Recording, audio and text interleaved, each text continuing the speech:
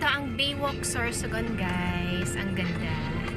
Ito yung pinagawang kalsada ni Cheese Escudero. Yan. Ang ganda. Ano kaya yan? Ganda. Ang daming building dito na bago. And ayan guys, yung dagat. Yan. Nasa gitna kami ng dagat. Dumadaan.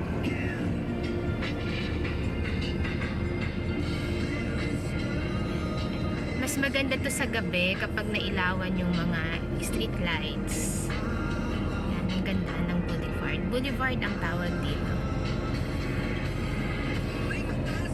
Ayan na yung flag. Flag ng Sorsogon City. Ganda.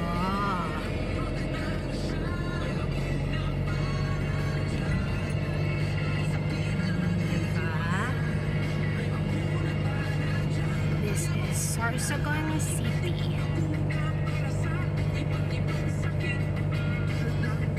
Malapit na ang Kasanggayahan Festival dito, guys. Mag-start sila ng October 14 and will end at October 28. Sarap attend ng Kasanggayahan Festival dito. Haba ng kalsadang to. And take note, sa gitna ng dagat to ginawa. Ayan. May pa-zumba. Kailan kaya ang zumba na yan? At attend tayo. Habang nandito tayo sa Sorsogon City. Ayan. Ang ganda ng panahon. Ang ganda ng clouds, guys.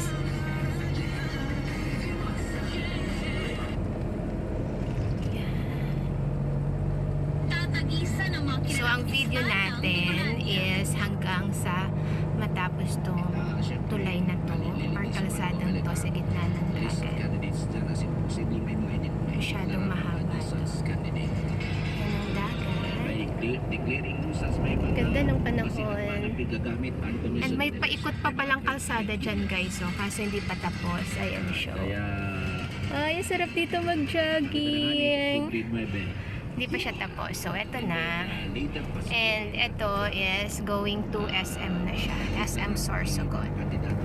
Ibig sabihin, pag-aari na to ni SM. Kasi binakura na niya, oh. So, ayan na ang SM City. At ang terminal, city terminal ng Sorsogon. Ayan siya. Masyadong malinis.